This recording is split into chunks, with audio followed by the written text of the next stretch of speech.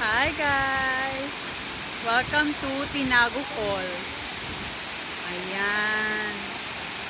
Located ito siya sa Iligan.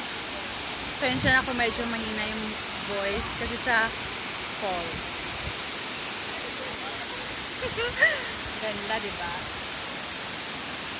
Clear man din yung ano niya.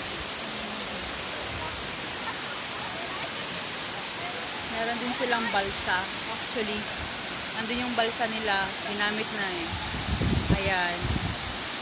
That's why meron silang rope dito.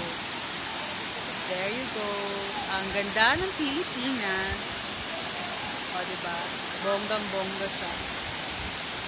Ayan. Pwede kayo mag-picture-picture dyan.